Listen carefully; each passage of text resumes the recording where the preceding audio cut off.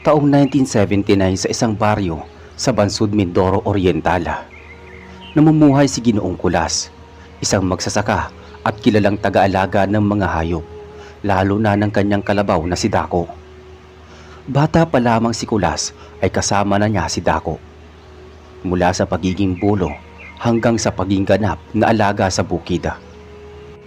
Di bali nang walang pera, basta may kalabaw ka, mabubuhay ka. Madalas sabihin ni Ginoong Kulas habang hinihimas ang batok ni Dako.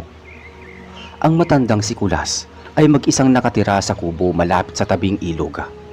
Walang asawa, walang anak, at ang tanging pamilya niya ay si Dako. Pero sa mga sumunod na buwan, nagsimula ang kakaibang takot sa buong baryo. May mga batang nawawala tuwing kabilugan ng buwan. May mga baka at kambing na natatagpo ang walang laman loob. Tila sinimsim ang dugo, pero hindi kinain ang laman. Ang mga matatanda sa baryo ay may bulong-bulungan. Aswang yata, baka bumalik na yung mga grupo ng aswang sa kabilang barangay. Narinig ko galing sa kapis pa. Nako, sabi ng isa. Pero sa halip na matakot, naging mas aktibo pa itong si Ginoong Kulas. Binabantayan niya ang paligid ng kanyang bahay. Isang gabing madilim at maulan, dumungaw siya sa bintana at nakita ang kalabaw niyang si Dako na tila may sakit. Lumapit agad siya. O Dako, anong problema? Anong nangyari sa'yo? Bulong ni Ginoong Kulas habang unti-unting hinihimas ang ilong ng hayop. Ang katawan ni Dako ay nangihina, nanginginig at tila may sugat sa tagiliran. May bakas ng kagat at pagbukas ng bibig ng hayop, nalaglag ang isang malaking ngipin. Isang uri ng pangil na kulay itim, matulis at mainit-init sa palad. Hinugasan ito ni Kulas at nilagay sa isang tela. Kinabukasan, patay na si Dako. Hindi mapaliwanag ni Kulas ang sakit sa dibdib, ngunit sa parehong araw, naramdaman niyang may kakaiba sa katawan niya. Habang binubuhat niya ang punong kahoy sa dating hindi niya kayang galawin, mag-isa lamang niyang ginawa. Tila ba naging magaan ito sa kanyang likod. Teka, bakit ganito? Mahina niyang usala. Hindi nagtagal napansin niya rin na kapag siya'y tumatakbo, tila 3 ulit ang bilis niya kumpara sa dati. Ang paningin niya sa dilim, hindi na rin gaya ng dati. Parang nakikita niya kahit walang ilaw. At sa bawat gabi, parang may bumubulong sa kanya na, bantayan mo ang baryo, gamitin mo ang lakas. Sa kabilang bahagi ng baryo, si Aling Marta ay nagdadalamhati sa pagkamatay ng kanyang apo na si Tonyo. Isang batang 8 taong gulang, natagpuan itong nakasabit sa puno ng santol, walang dugo, at may mga hiwa sa dibdiba. Wala nang awa ang hayop na ito. Diyos ko, tulungan niyo kami. Iyak ni Aling Marta. Dahil sa matinding pangyayari, nagpa siya ang ilang kalalakihan na magbantay gabi-gabi. Nakiisa si Ginoong Kulas, ngunit isang gabi, habang nakapwesto ang mga tanod malapit sa palengke, may narinig si Kulas na kakaibang ungula sa bandang silangan, doon sa damuhan malapit sa sapa. Hindi siya nagdalawang isip, dala ang kanyang gulok, sumugod siya. Pagdating niya sa damuhan, may nakita siyang aninong parang tao, pero ang katawan ay hati-hati at maitim. May mahabang kuko at matang pula. Aswang, bulong ni Kulas. Napalingon ang nilalang at sumugod sa kanya. Mabilis ito pero mas mabilis si Kulas. Isang sipa mula kay Kulas ang nagpahagi sa nilalang ng mahigit 3 metro. Napasigaw ito. Hindi ka karaniwang tao, tanong ng halimaw. Hindi sumagot si Kulas, bagkus inundayan niya ito ng gulok. Tumama sa balikat sa halip na duguan, nagbuga ito ng usok. Parang sinusunog ang laman sa mismong tama ng gulok. Tumakbo palayo ang nilalang. Naiwan si Kulas, habol hininga. Hindi ko na palalampasin to, Kap. Sagot ni Ginoong Kulas. Gusto mo bang samahan ka namin? Hindi na kailangan. Mag-isa kong aasikasuhin to. Sigurado ka ba? Tumango si Kulas. Humawak siya sa kwintas niyang may balot ng tela. Nasa loob nun ang ngipin ni Dako. Kapag hawak niya ito, dama niya ang kakaibang lakas. Sa gabi ng ika-10 biktima, nagsagawa si Kulas ng panggagaya. Naglagay siya ng bitag. Nilagyan niya ng dugo ng manok ang paligid ng kanyang kubo at nagkunwaring natutulog. Alas 12 ng gabi, may narinig siyang ingay sa may bungan. Dahan-dahan siyang bumangon. Kinuha ang kanyang gulok at tinanggal ang balot ng ngipin ng kalabaw. Hawak-hawak na ito habang nakatayo sa dilima. Umaba mula sa bubong ang isang nilalang. Mukhang babae, ngunit may pakpak na parang paniki. Mahaba ang dila nito at nakalabas ang matatalim na ngipin. Amoy ko ang dugo. Ikaw ang dahilan kung bakit nawawala ang mga kasama ko. Sabi ng nilalang. Si Ginoong Kulas hindi siya kumibo. Sa mismong sandaling yun, tila sumanib sa kanya ang kaluluwa ni Dako. Lumakas ang kabog ng dibdib niya at ang mga mata niya ay tila nagliliyab. Lumakas ang tunog ng kanyang hininga. Hindi ka na makakalis ng buhay.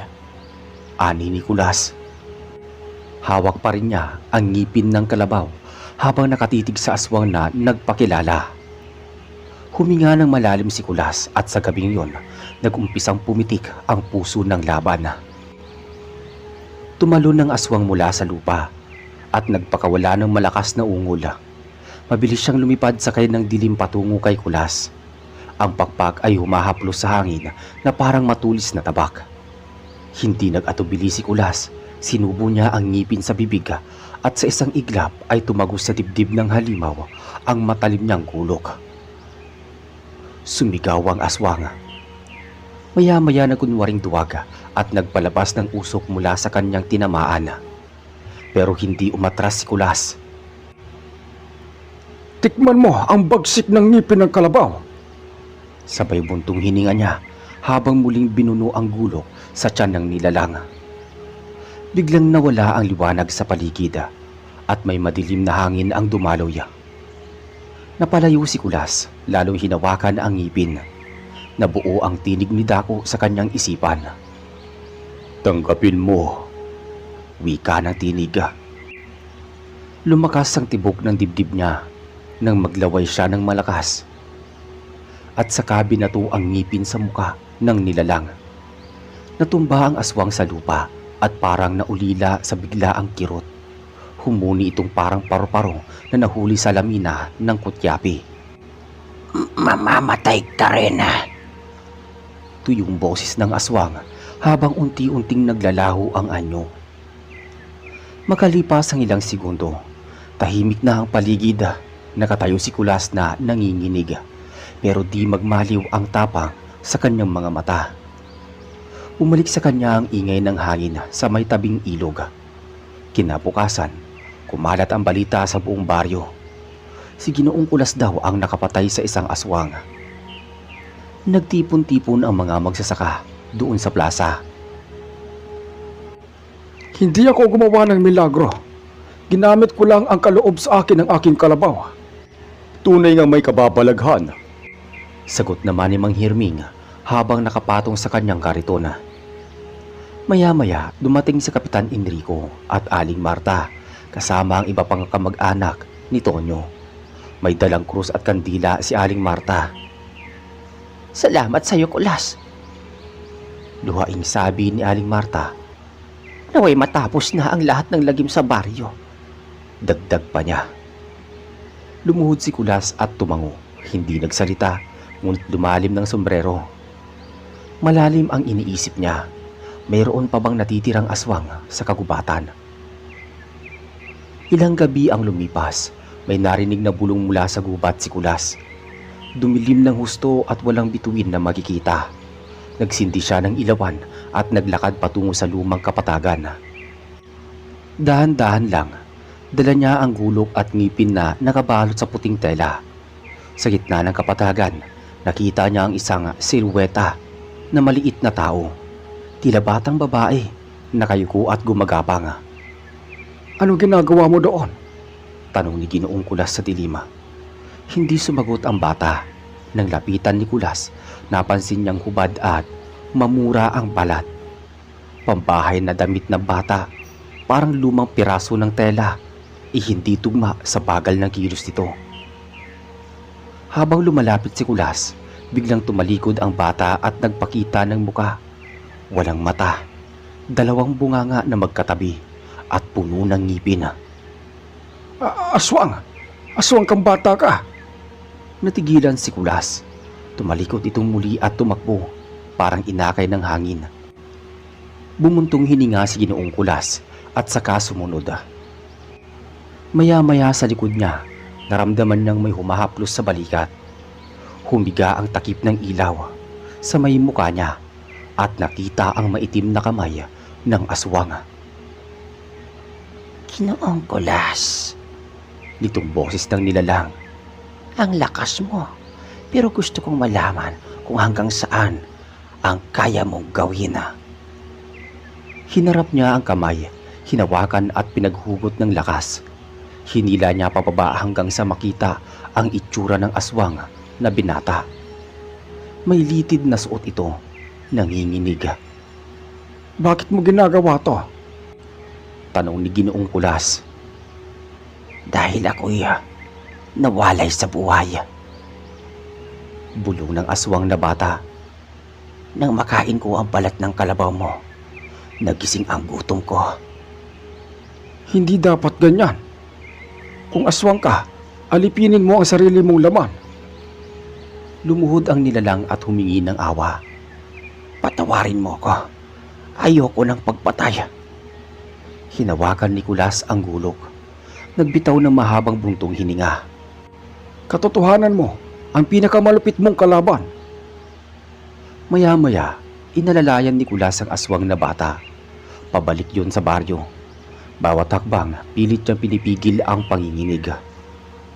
Pagdating sa plaza, nagulat ang lahat. Ang nilalang na bata ay si Tonyo. Si Tonyo ng barangay Malalaga, na inaakala ng patay na ang nakayuko sa harap ng mga tao. Pinaglapatan ng pananampalataya ni Aling Marta si Tonyo at si Kulas. Nagdasal ang bayan at inihandog ang kandila. Ngunit sa puso ni Ginoong Kulas, alam niyang hindi pa tapos ang laban. May natitira pang lakas ng kalabaw. May natitira pang gabay si Dako sa kanya. Muling tumahimik ang gabi at sa pagbukas ng buwan, muling may maririnig na yabag sa may ilog. Usok sa sapa at bulong. Magalipas ang 3 gabi, matapos ang insidente sa Kapatagan, tila tahimik ang baryo. Ngunit sa puso ni Ginoong Kulas, batid niyang panandalian lang ang katahimikan. Ang gabing buo ang buwan, iyon ang tunay na pagsubok. Sa ilog ng kanyang bahay, binuksan ni Kulas ang lumang baula. Doon nakatago ang mga gamit na ginamit niya noong kabataan. Sibat, lumang anting-anting at ang telang pinalibutan ng ngipin ni Dako. Maingat niyang nilinis ito at muling isinilid sa may lalagyan. Ngipin mo, Dako. Hindi lang lakas ang ibinigay mo sa akin. Gabi-gabi kong naririnig ang boses mo. Para kang buhay. Bulong ni Ginoong Kulas habang nakaupo sa may bangkito. Sa kabilang bahagi ng baryo, napapansin ni Kapitan Enrico na kakaiba ang kilos ng mga tao. May ilan na hindi lumalabas ng bahay tuwing dapit hapon. May mga magulang na ayaw ng pag-aralin ang mga anak kapag papalapit na ang dilim. Hindi pa tapos ang problema natin. Sabi ni Kapitan sa isang pulong kasama sina Aling Marta at Mang Hirming. Baka may kasabwat pa yung aswang na yon. Baka hindi lang siya mag-isa. Sagot ni Mang Hirming habang kumakain ng nilagang saging. Tahimik lang si Aling Marta. Yakap-yakap ang retaso ng damit ni Tonyo. Ang batay hindi na muling nakita matapos muling maglaho isang gabi. Nalaman na lang ng lahat na nagising si Ginoong Kulas isang umaga at wala na ang bata sa kanyang kubo. Hindi siya masamang bata. Pero may bumubulong pa rin sa kanya. Malungkot na sabi ni Ginoong Kulas. Dumating ang gabi ng kabilugan ng buwan. Tahimik ang paligid pero dama ang tensyon. Ang mga aso sa paligid ng baryo ay tila balisa, tumatahol, umuungol at parang may naaamoy sa hangin. Pinalibutan ng mga tanod ang paligid ng baryo. May dalang sulo at gulok. Nasa gitna ng kagubatan si Ginoong Kulas, nakaabang. Hawak niya ang sibat at ang pulseras na may ngipin ni Dako. May narinig siyang lagaslas sa ilog. Dahan-dahan siyang lumapit doon. Sa ilalim ng punong balite, may 3 nilalang na nag-uusap sa isang di kilalang wika. Ang mga balat nila ay kulay abuhin, may pakpak at makakapal ang kuko. Isa sa kanila ay may mahaba at pilipit na leeg, parang ahas. Hindi pa rin natin makuha ang sanggol na yon. Kailangan nating tapusin ang matanda. Sabi ng nilalang na parang babae ang boses. Siya ang may hawak ng ngipin. Hanggat nasa kanya yon, may hirapan tayo. Sagot naman ng isa pa. Lumabas si Ginoong Kulas mula sa likod ng mga dahon. Hinahanap niyo ba ako? Narito ako. Malakas niyang sigaw. Nagulat ang 3 nilalang. Agad silang sumugod. Lumipad ang isa, sumalampak ang isa sa lupa at ang isa ay dumapa sa sanga at parang ahas na gumapang pababa. Itinaas ni Ginoong Kulas ang kanyang pulseras na may ngipin. Nagliwanag ito. Sumigaw ang mga nilalang. Anong ilaw yan? Masakit sa mata. Humarap si Kulas. Inundayan ng sibatang una. Tumagos sa dibdib. Nagliyab ang laman ng halimaw. Napapasigaw ito at bumagsak sa lupa. Ang pangalawang nilalang ay lumipad pataas at umatake mula sa likod. Ngunit nasalo ni Kulas ang hampas gamit ang braso.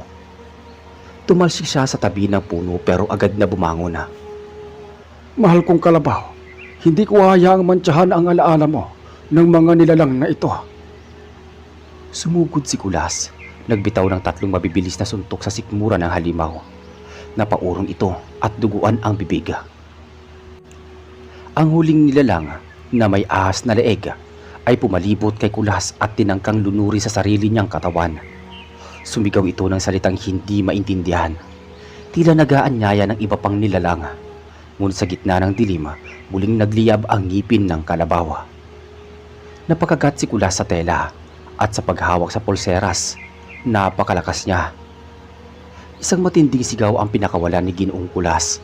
Tumalsik ang 3 nilalang. Napugutan ng leeg ang isa. Nabiyak naman ang katawan ng ikalawa at nawasak ang mukha ng huli. Tumahimik ang gubat. Kinabukasan, naglakad si Kulas pabalik sa baryo. Putikan ang damit. May dugo sa bisig at sugatan ang paa. Ngunit ang kanyang mata ng isang tagapagtanggol.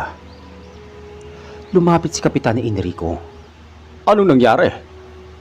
Tinapos ko na ang 3 katawan ng aswang, pero may mas malakas pa. Sagot ni Ginoong Kulas. Ibig mo sabihin, meron pa? Oo, ang may tunay na lahi ang pinuno nila. Teka, nasaan siya? Naghihintay lang. Magsasapit ang pista sa baryo. Maraming naglalagay ng palamuti pero lahat ay may kaba. Kahit ang simbahan ay mas pinuno ng kandila kaysa sa tao. Naramdaman nila parang hindi pa tapos. Lumapit si Aling Marta kay Ginoong Kulas. May dalang supot ng bigas. Ito Kulas para sa'yo. Hindi man kita masuklian sa kabayanihan mo, kahit ito lang. Maraming salamat, Aling Marta. Sagot ni Kulas sabay yuko. Nasaan ba si Tonyo? Hindi ko na siya nakita pa. Pero naniniwala ko nasa mabuting kalagayan siya. O baka mas pinili niyang bumalik sa pinagmulan niya. Ang sakit isipin, pero siguro nga may dahilan. Sa isang gabi bago ang mismong pista, muling lumakas ang ulan. Umalon ang ilog. Naglaho ang buwan sa makapal na ulap. Sa gitna ng dilim, may isang boses na bumulong sa tenga ni Ginoong Kulas. At ang sabi nun, halika Kulas, tapusin mo na. Tumayo siya, kinuha ang kanyang gulok, pulseras at sumakay sa may kariton na hila ng bagong kalabaw na pinangalanan niyang Anino. Tumungo siya sa pinakatimog na bahagi ng bundok, ang lupa ni Bayang Itima. Madilim at madulas ang daan patungo doon. Sa isang bahagi ng bundok na halos kinatatakutan ng buong baryo. Sabi ng matatanda, doon daw nanananahan ang mga nilalang na hindi tanggap sa liwanag at doon din tinatapon ang kaluluwa ng mga nilalang na nagmula sa lahi ng mga halimaw. Tahimik si Ginoong Kulas habang tinutulak ang kariton paakyat. Umaambon at ang ulap ay halos bumaba sa may daan. Ang putik ay umaabot sa kanyang tuhod pero hindi siya tumigil. Sa kanyang dibdib nakasabit pa rin ang pulseras na may ngipin ni Dako. Nakabalot ito sa makapal na tela at sa bawat hakbang ni Kulas ay tila sinusundan ng mga mata sa dilima. Pagdating niya sa paanan ng malaking kuweba, bumungad ang isang matandang babae na may mahabang buhok, halos abot sa lupa. Mapuputi ang mata at tila hindi tao ang galaw.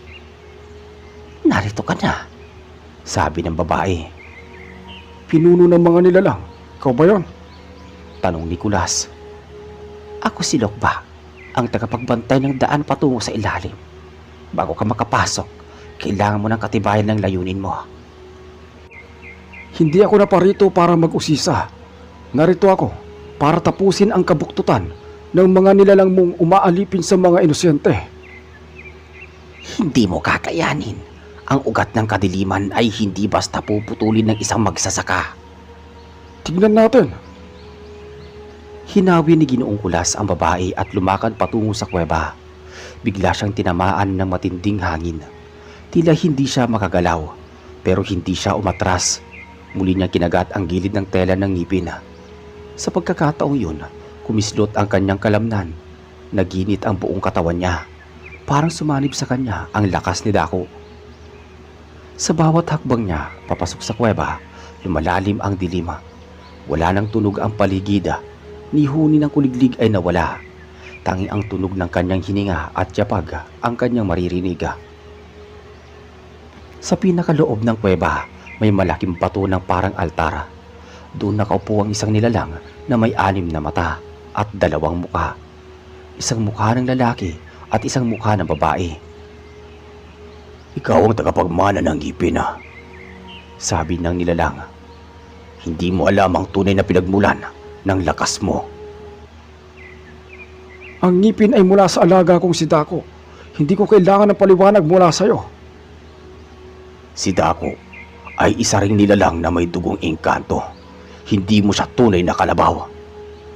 Napakurap si Ginoong Kulas. Sinungaling ka. Tanungin mo ang sarili mo. Bakit siya lumaki ng mas malaki sa karaniwang kalabaw?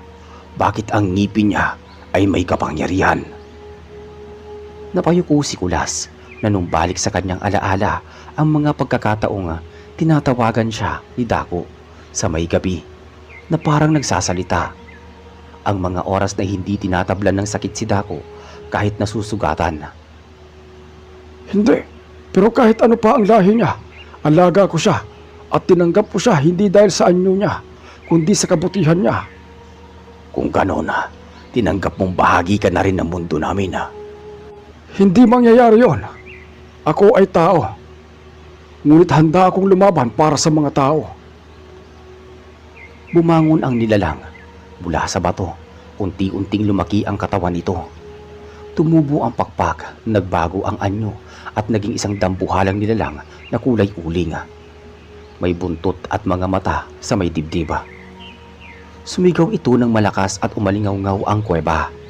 Sumugod si Ginoong Kulas at hindi niya nainisip kung gaano kalaki ang kalaban. Ang tanging nasa isip niya ay tapusin ang sumpa sa baryo. Tumalon siya at sinaksak ang nilalang sa leeg. Tumalsik ang likidong kulay asul. Tinamaan siya sa muka pero hindi siya natinag. Para sa batang nawala. Para kay Tonyo. Para sa baryo. Hinampas niya ang pulseras sa mukha ng nilalang. Parang nasunog ang balat nito. Humiyaw ang halimaw. Napasubsob sa lupa at tila nabiyak sa gitna ang katawan. Umagsak ang kuweba. Nayanig ang lupa. Tumakbo si Ginoong Kulas palabas habang humahabol ang alikabok at bato. Pagkalabas niya, nakita niya si Anino na naghihintay na sumakay siya agad at sabay silang lumayo sa gumuguhong kuweba. Pagsikat ng araw, balik sa baryo si Ginoong Kulas. Walang bitbit kundi sugat at alikabok. Lumapit si Kapitan Enrico at tinulungan siyang bumaba. Wala nang pinuno. Wala nang magpapalaganap ng dilim. Umiyak si Aling Marta sa tuwa. Lumapit ang mga bata at binigyan ng salabat si Kulas. Sa simpleng upuang kawayan, naupo si Ginoong Kulas, tahimik at pagod. Pero sa dibdib niya, dampa pa rin niya ang pintig ng ngipin ni Dako. Hindi pa tapos ang lahat hanggat may gabi. May posibilidad ng dilima at hanggat may tumatayo para sa tama, may pag-asa ang baryo. Makalipas ang ilang linggo mula nang gumuho ang lupa ng isang kuweba, tuluyang bumalik ang katahimikan sa baryo. Ang mga tao'y muling nagbukas ng tindahan, nagsimulang magsaka at unti-unting bumalik ang sigla ng palengke. Ang mga batay muling naglalaro sa gitna ng kalsada at tunog ng kampana mula sa kapilya ay muling naririnig tuwing umaga. Si Ginoong Kulas, kahit may mga pilat sa katawan, ay bumalik na rin sa kanyang dating pamumuhay kasama si Anino na bagong alaga niyang kalabaw. Araw-araw silang makikita sa bukid, tahimik pero alerto. Hindi na siya nagsusuot ng pulseras.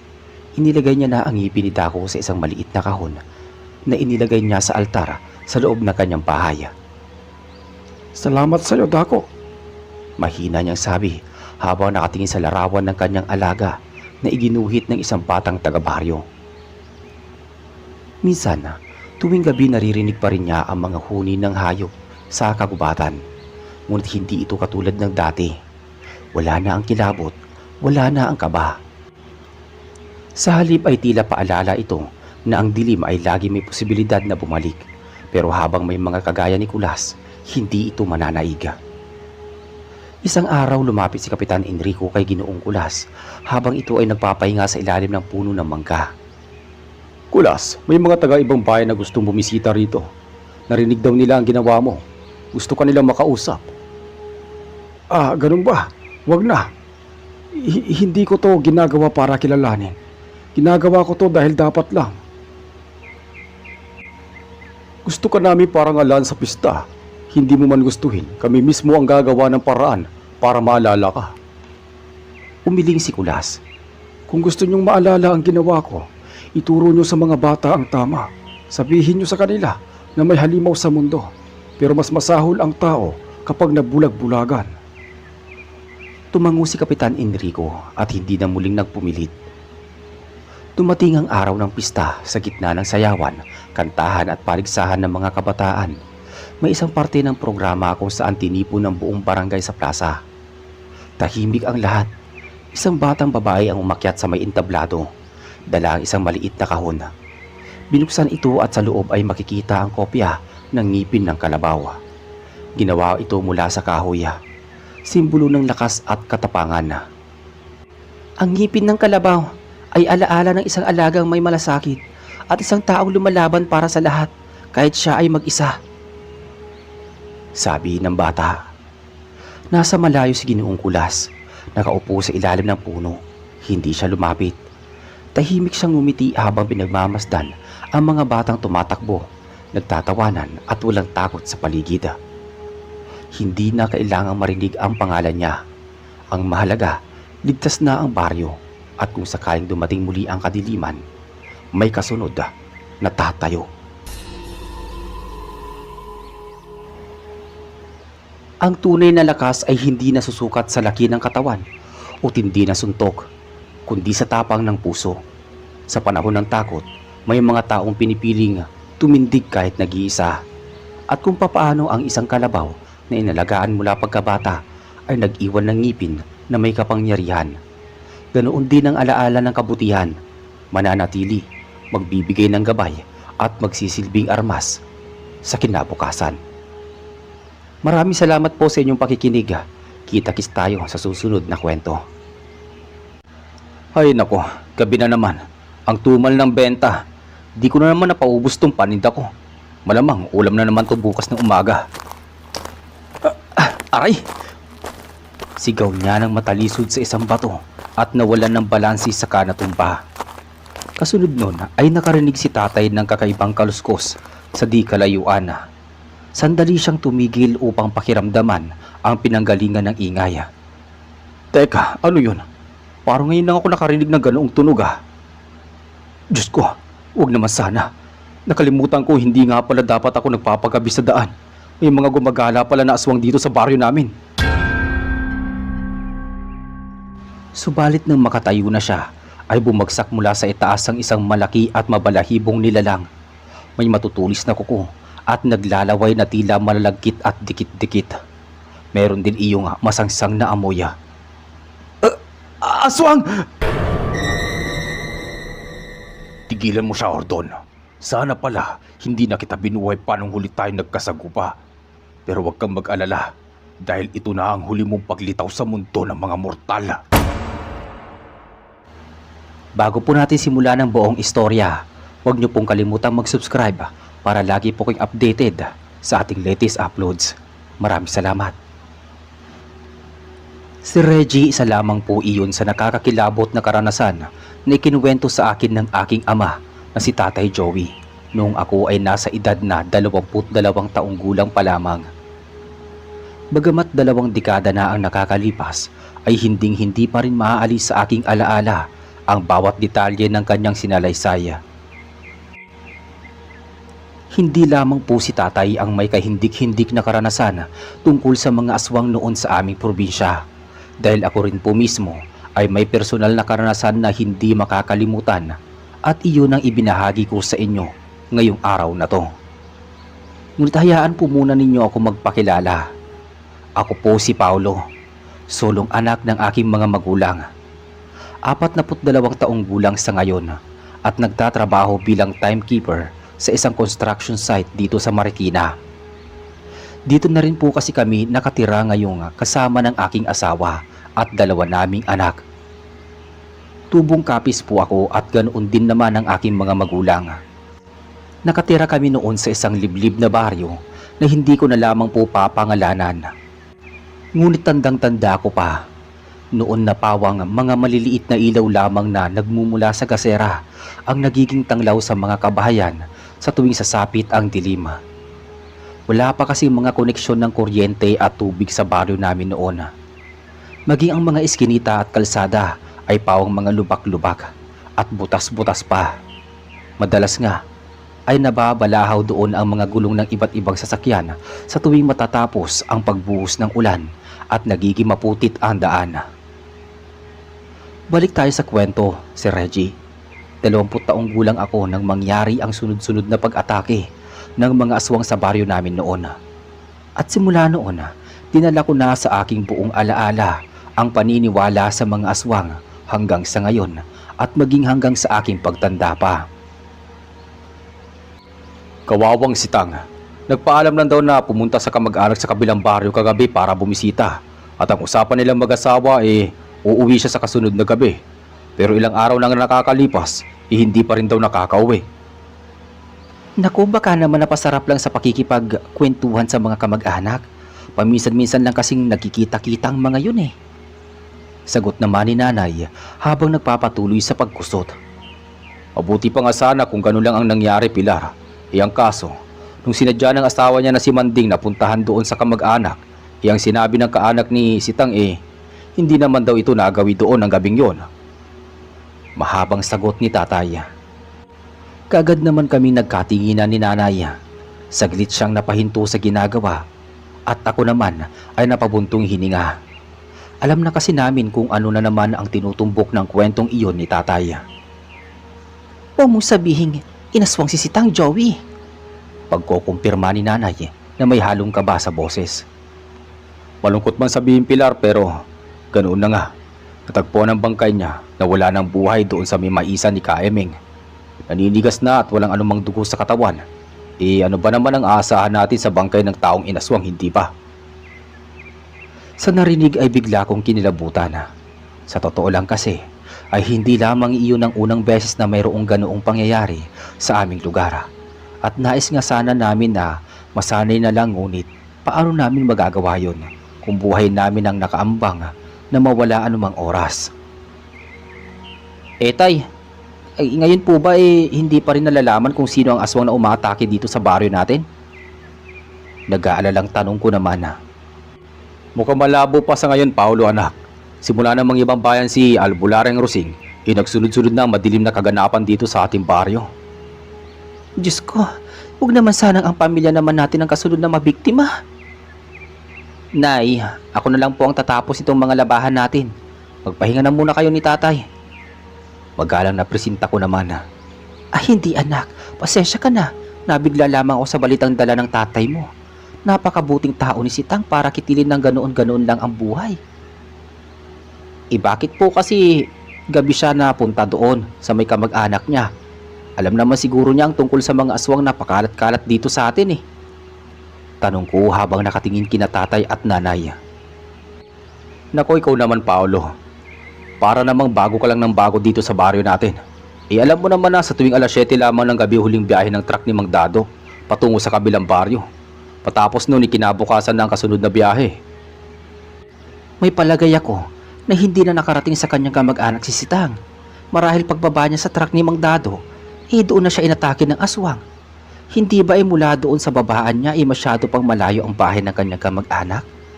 Diyos ko, Sitang, ang kaibigan ko. Napapabulong at napapaantan na lang si nanay. Malamang, ganoon nga nangyari. Yun din kasi sa pantanang kababaryo natin eh. Dahil nga kasi sabi ng kamag-anak, hindi naman daw doon napunta itong si Sitang. Ibig sabihin, hinarang na siya ng aswang bungad pa lang. Pagpapatuloy pa ni tatay.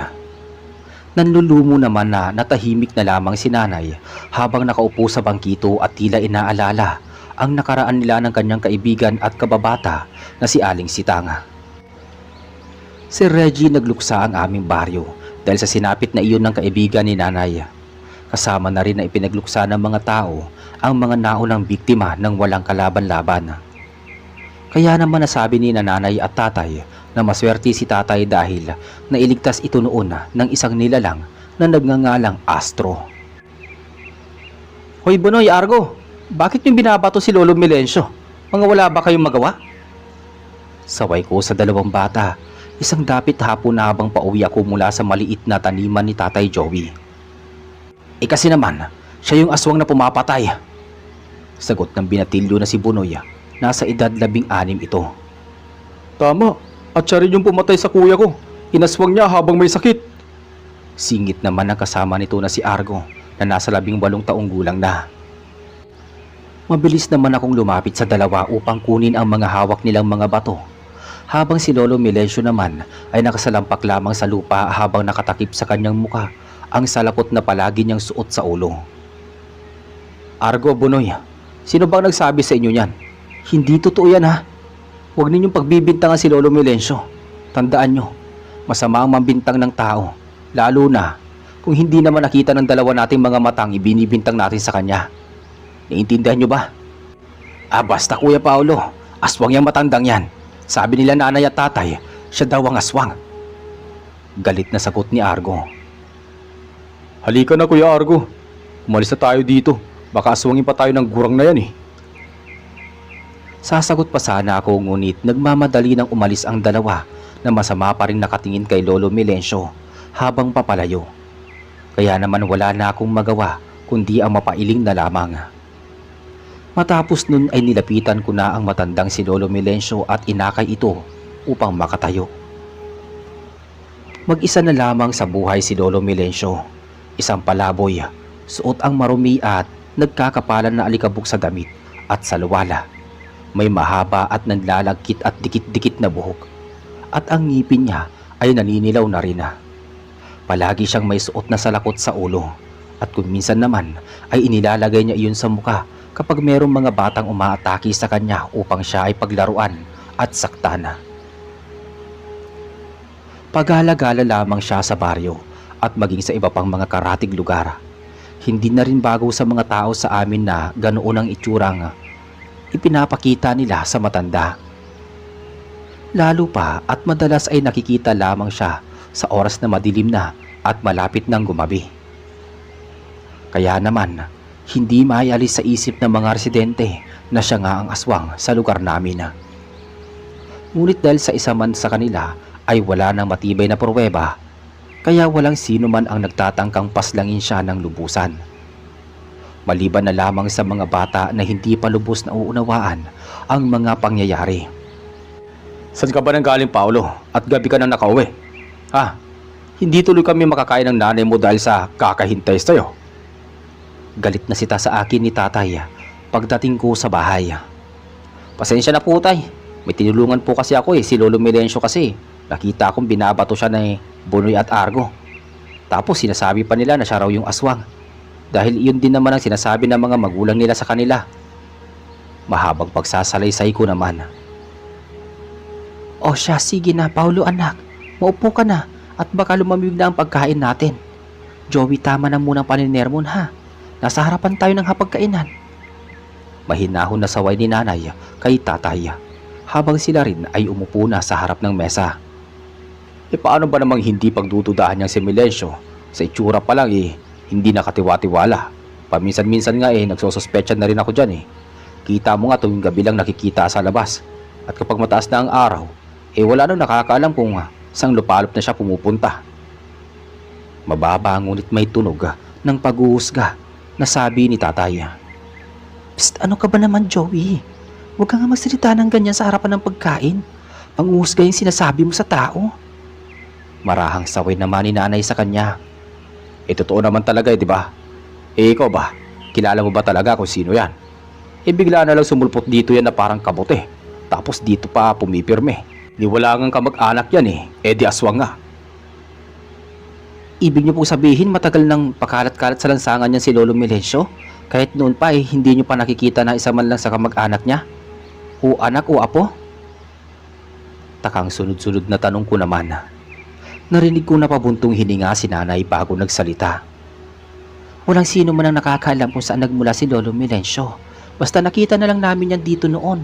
Sugatan, nangihina ang katawan at parang galing sa anumang pakikipaglaban. At dahil sa awa naman ng mga kababaryo natin, iginamot siya at inabutan ng mga pagkain hanggang sa bumuti ang kanyang kalagayan. Mahabang pagsasalaysay ni nanay sa mababang boses. Bakit po walang sino mang nagpatira sa kanya sa bahay? Takang sunod na tanong ko naman. Marami na sila. Maging kami noon ng tatay mo sinubukan siyang patuloyin dito sa munting bahay natin. Kaya lang pagising namin isang umaga, wala na siya. Ganon din daw ang ginagawa niya sa mga naunang nagpatira sa kanya noon. Matapos makikita na lang namin na madungis ulit at babaho at mukhang wala sa sarili. Kaya ayun, hinayaan na lang namin. Mahabang dagdag pa ni nanay. Natural, nagsawa na rin siguro yung mga kababaryo natin na palaging tinutulungan niyang matandang yan. Kung siya nga mismo ayaw niyang tulungan yung sarili niya. Ay nako. Sir Reggie, matapos ang usapan at hapunan namin na iyon, ay labis akong napaisip. Sumagi sa utak ko ang mga tanong na, paano kaya nabubuhay at napapakain ni Lolo Melencio ang kanyang sarili? Paano ito nananatiling ligtas laban sa mga aswang na walang habas na pumapatay at kumikitil ng mga buhay ng mga walang kalaban-laban? Ngunit dahil sa malalim na isiping iyon, hindi ko na malayan na nakatulog na pala ako. Lumipas ang ilang araw, linggo at buwan, naging maayos at tahimik naman ang buhay sa aming baryo. Wala na kaming nababalitaang mga nabibiktima ng mga aswang. Maging ang mga alagang hayop ng mga tao doon, bagamat nasa labas lamang na kani-kanilang mga kulungan, ay hindi na rin napipinsala. Isang maulan na gabi, tangi mga patak lamang ng tubig ang naririnig sa paligid. Nakaupo ako sa pintuan ng aming bahay habang hinihintay ang pagdating ni nanay at tatay. Nagtungo kasi sila noon sa isang pagtitipon na ipinatawag ng aming kapitana. At tila hinihintay muna ng mga ito na huminto ang ulan, kaya sila ginabi ng uwi. Maya-maya narinig kong tila may tumatawag sa aking pangalan. Bahagya akong nagpalinga-linga. Kahit may mga patak ng ulan ay nangingibabaw pa rin ang tinig na iyon na hindi ko mawari kung saan nagmumula. Nay, tay, kayo po ba yan? Ngunit tanging pagtawag muli sa aking pangalan ang naging tugon ng naturang boses. Kaya naman labis ang aking pagtataka. Sino ka ba? Magpakita ka. Huwag mo nga akong tinatakot. Hindi dahil mag-isa lang ako ngayon dito sa bahay, matatakot na ako sa'yo. Lumabas ka. Magpakita ka. Sigaw ko, ngunit sa totoo lang ay takot na rin talaga ako ng mga sandaling yon. Ako ito, Paolo. Tumingin ka sa labas. Nandito ako sa tabi ng punong mangga. Sagot naman ng boses. Dahil doon ay kaagad kong kinuha ang lumang sako upang gawing pantulakbong laban sa ulan at lumabas ng bahay. Doon ay nakita ko ang isang wangis ng lalaki na nakasuot ng salakot sa ulo. Nang tuluyan akong makalapit ay nakilala ko kung sino ito. Lolo Melencio, ikaw nga ba yan? Anong ginagawa mo dyan? Saka bakit parang hindi ka yata nababasa ng ulan? Teka, nakakapagsalita ka na rin? Taka at sunod-sunod kong tanong nga. Huwag kang maingay. Halika, samahan mo ko doon sa tinutuluyan kong bahay. Nakangiti namang sagot niya. Si Reggie ng mga oras na iyon ay hindi ko alam kung bakit tila ba ang gaan ng aking pakaramdam at kaagad na nagpatianod sa mga pagyayang iyon ni Lolo Melencio. Matapos kong mabilis na isinarado ang pintuan ng bahay, ay muli akong bumalik kay Lolo Melencio upang sumama sa kanya. Ngunit nang makasama na kami ay tila ba hindi ko alam ang kasunod na nangyari. Namalayan ko na lamang na naroon na kami sa isang puok kung saan ay may mga malalaking tila ugat ng mga puno sa paligid. May mga dahon na kawangis ng balat ng ahas at ang daanan ay animoy hinukay ng malalim ngunit patag. Ibig mong sabihin, Lolo Melencio, dito ka nakatira? Tama ka, kaibigan. Dito na ako nakatira sa loob ng daan-daang taon. Maaaring hindi ka maniniwala pero huwag kang mag-alala. May ipapakita ako sa iyo para patunayan ang lahat ng aking mga sinasabi. Basta ipangako mo lang sa akin na hindi ka matatakot at hindi mo ipagsasabi kahit kanino ang makikita mo ngayon. May papangako mo ba yung kaibigan? Di sige. Basta hindi ako mapapahamak dyan, ha? Huwag kang mag-alala. Ako ang bahala sa iyo. Huwag kang kukurap, ha? Matapos iyon sabihin ay inalis niyang muli ang suot ng salakot at itinaas ang dalawang kamay at maya-maya lamang ay nakita ko ang unti-unting pagbabago niya ng anyo. Mula sa itsura ng matandang gusgusin at marungis ay bigla siyang tumangkad at triple na ang sukat ng kanyang ordinaryong katawang tao. At ang itsura niyang iyon ay hinding-hindi ko makakalimutan sa buong buhay ko, Sir Reggie.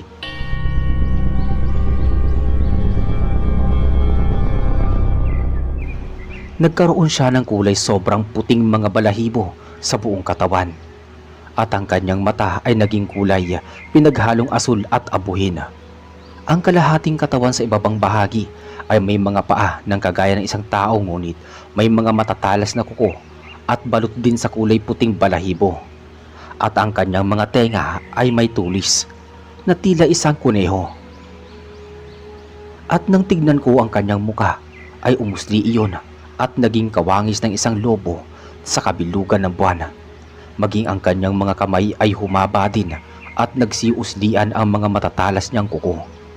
Patapos ay nagpakawala siya ng isang napakalakas at nakabiminging pag-alulong na animoy isang asong tumatangi sa gitna ng dilim. Nang mga sandaling yun ay pinagdasal ko na sana ay panaginip lamang ang lahat. Sinubukan ko pang ikurap-kurap ang aking mga mata upang tiyakin na nasa realidad ba ako. Subalit, walang nagbago. Kaya naman napatunayan ko na hindi iyon isang imahinasyon o panaginip lamang. Ito ang tunay kong anyo, kaibigang Paolo. Tayong sa mga katulad mo lamang na mabuting kalooban, ipinapakita ko ang tunay kong anyo. At nais kong magpasalamat sa iyo dahil palagi mo akong pinagtatanggol sa mga mortal na lapastangan. Mahabang paliwanag niya. Mortal? Anong ibig mong sabihin? Naguguluhang tanong ko. Hindi ako katulad ninyo. Isa kong aswang na gabunan na naatasan ng aming pinakapinuno upang bantayan at ipagtanggol kayong mga mortal laban sa mga masasamang lipi ng aswang. Ngunit ng mga nakaraang panahon, naging masama sa akin ang mga tao. Inapi ako, sinaktan at tinaboy dahil sa nakita nilang itsura ko sa mundo ninyo. Kaya itinigil ko ang aking misyon na ipagtanggol sila at labanan ang masasamang aswang. Kaya pala napakarami na biktima ng mga aswang noong nakaraang mga buwan at taon. Ang buong akala ko noon ay hindi ako magtatagumpay sa aking tungkulin bilang tagapagtanggol dahil inakala ko lahat ng mga tao naging masama na sa akin. Subalit nang ipagtanggol mo ko kina Punoy at Argo, napagtanto ko na meron pa palang katulad mo na may malasakit at pagpapalaga sa kagaya kong ibinasura ng mga pantas na tao. Mahaba at makahulugan niyang tugon. Muli ko siyang tinitigan at bigla ay meron akong naalala bago ako muling nagsalita. Yung itsura at anyo mo, base sa kwento ni tatay noon sa akin na may nagtanggol daw sa kanya at nagligtas laban sa isang aswang.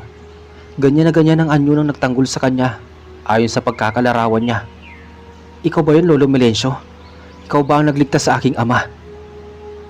Naluluhang tanong ko.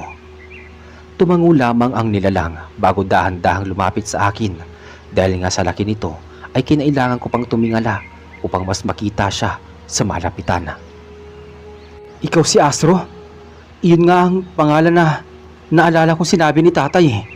Narinig daw kasi niya noon nung tinawag ka ng kalaban mo sa ganoong pangalan. Ako nga si Astro, kaibigan, at ngayon alam mo na ang lahat tungkol sa akin. May papangako mo ba na hindi mo to ipapaalam kahit kanino? Ipinapangako ko sa iyo, Astro. Walang sino mang makakaalam ng tungkol dito. Kaibigan at maasahan mo ko. Tuluyan na akong naluha sa mga sinabi niyang iyon matapos ay muli siyang nagsalita na tila tinatantya ang aking sagot. Wala kang pagsasabihan kahit ang iyong mga magulang at mahal sa buhay. Makakaasa ka, Lolo. Astro. Kasunod nun ay yumuko siya at iniabot sa akin ang isang bagay na maliit na hugis dila na pinatuyo. Kunin mo to, kaibigan. Iyan ang anting-anting ng buto ng puting kasoya. Kapag hawak mo yan, nasa iyong bulsa ay hindi ka malalapitan ng anumang masasamang nilalang. Nagtataka man at hindi pa rin makapaniwala ay kinuha ko yun at isinilid sa aking bulsa na suot na salawala.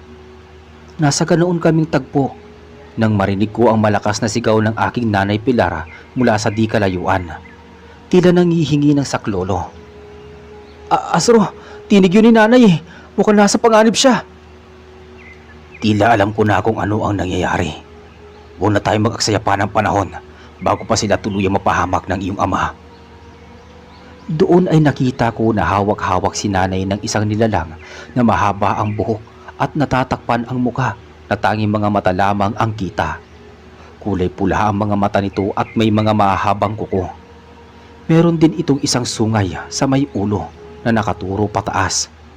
At ang katawan nito ay nangingintab sa kaitiman at animoy pinahiran ng grasa. Si tatay naman ng mga sandaling yon ay tila ipinako ang mga paa sa isang sulok ng aming bahay habang hawak-hawak ang lumang gulok sa kanyang isang kamay at may mga asin naman sa kabila niyang palada. Inay!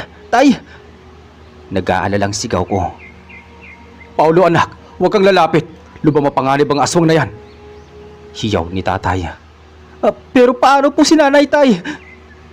Ngunit bigla ay nakita kong parang unti-unting bumitaw kay nanay ang aswang at para bang nasasaktan ito na inaatake ng hindi nakikitang nilalang. Matapos ay narinig ko ang isang nakakakilabot na tinig mula sa aking likuran. Bitawan mo siya, Rakim. Kung ayaw mong gawin kong abo, itong alaga mong sigbin. Nang lingunin ko yon, ay nakita ko si Astro na hawak ang isang hayop na kawangis ng isang aso, ngunit mas pangit at nakakatakot ang itsura. Pinatay mo ang asawa ko, Ordon Astro. Kaya ngayon, kailangan magbayad ang mga mortal na ito dahil sila ang pinapanigan mo. Mamili ka, Rakim, ang buhay ng alaga mo o pakakawalan mo ang taong hawak mo. Tila nang iinsultong tanong ni Astro sa aswang. Kaagad na pabalyang binitawan ni Rakim si nanay at halos madapa pa iyon. Mabuti na lamang at maagap si tatay at kaagad siya nito nga nasalo. Kasunod nun ay patakbo akong nagtungo sa kanila at nagsama-sama kami sa isang sulok ng bahay. Ngayon, Asro, pakawalan mo ang alaga kong sigbin. Tumupad ka sa kasunduan natin. Maya-maya ay nakita kong itinaas ni Asro sa ere ang sigbin na hawak nito. Tila wala na iyong buhay at wala nang habas na pinupunit niya. Naanimoy isang papel lamang at pinaghiwa-hiwalay ang katawan. Matapos ay hinagis niya yun sa lupa at gumulong-gulong patungo sa paanan ni Rakima. Hindi, nilinlang mo ko, Asro. Ngayon magbabayad ka! Galit na sigaw ni Rakima. Kaibigang Paulo, hawakan mo sa kanang palad ang anting-anting na binigay ko sa'yo. At wag na wag mong bibitawan kahit na anong mangyari, upang hindi nila kayo malapitan at masaktan. Pagbibigay panuto sa akin ni Asro. Kaagad ko namang dinukot sa aking bulsa ang anting-anting at mariin na hinawakan iyon sa aking kanang palad. Matapos ay nagyakapan kaming tatlo nila nanay at tatay. Kasunod nun ay nakita kong sumugod na galit si Rakima kay Asro. Nagbanggaan ang kanilang mga katawan at doon ay inilabas ni Rakima ang kanyang ulo na kanina ay nakatago sa kanyang mahabang buhok. Matulis ang dalawa nitong pangil at malaki ang mga nakaluwa na mga mata. Mahaba at patulis ang dila nito na animoy isang tiktik. Sinubukang hablutin ni Rakima ang malaki at matangkad na katawan ni Asro, ngunit nabigo siya. Sa halip ay isang hila lamang sa kanya ni Asro sa leeg ay kaagad iyong humiwalay mula sa kanyang katawan. Ngunit tila hindi pa rin iyon nawawala ng buhay kahit pa halos isang darili na lang ang nakadugtong sa katawan at ulo nito. Malakas na inihagis ni Asro ang buong katawan ni Rakima matapos iyong buhatin. Tumalsik iyon sa malayong lugar hanggang sa hindi na nakita. Ngunit wala pang isang segundo ay tila isang hangin iyon na nakabalik sa sumugod sa kinaroroonan ni Asro at kahit pa nakalaylay ang ulo nito mula sa katawan. Tinamaan si Asro ngunit hindi siya natinag. Tumalbog lang si Rakim pabalik sa lupa. Ilang saglit lang ang lumipas ay isa na namang nilalang ang sumugod. Mas maliit iyon kumpara kay Rakim ngunit malaki ang bulto ng pangangatawan. Maraki ang tiyan at walang anumang buhok.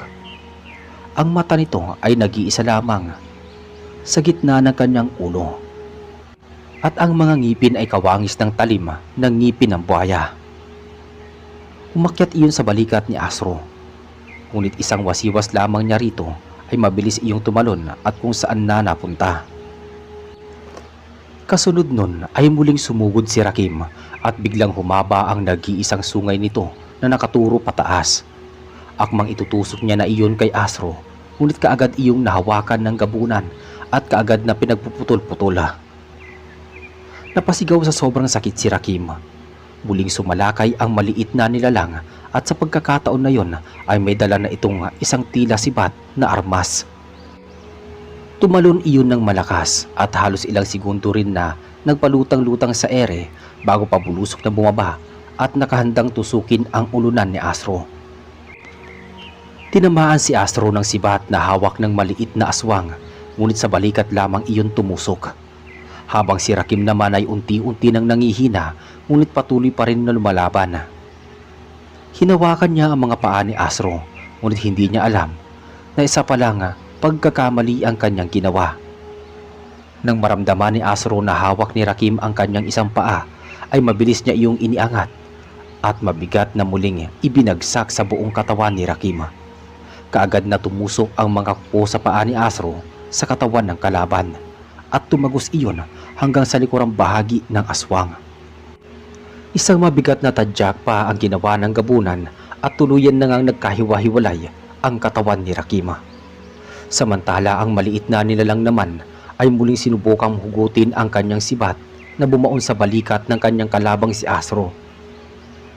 Ngunit si Asro ang siyang humugot ng sibat at mabilis na itinarak sa nag-iisang mata nito at bumagsak iyon sa lupa. Kaagad na pumulandit ang kulay itim na dugo at tumalsik iyon sa katawan ni Asro. Kasunod nun ay dinakma niya ang maliit na aswang at saka walang habas na sinagpang iyon at kinain hanggang sa wala nang matira sa parte ng katawan nito. Natapos ang madugong laban at napagtagumpayan iyon ng gabunan na si Asro.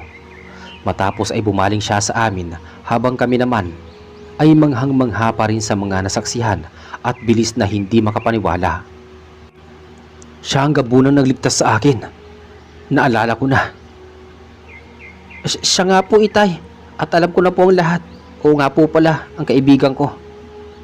Pagpapakilala ko sa kanila kay Astro matapos kong muling isinilid sa bulsa ang anting-anting.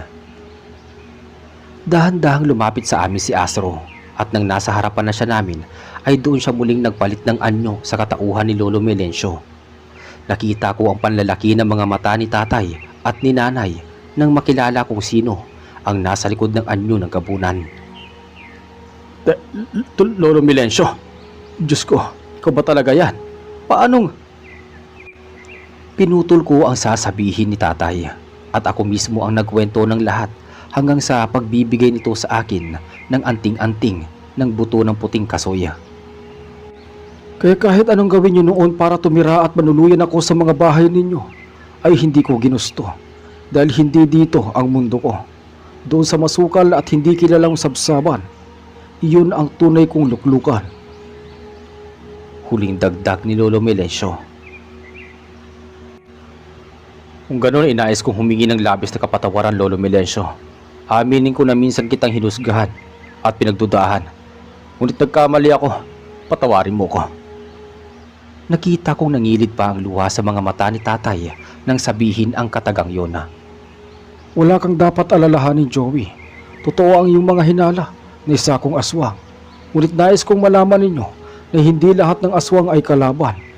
Minsan, may isang katulad ko na handang ipagtanggol kayo laban sa mga kalahi namin.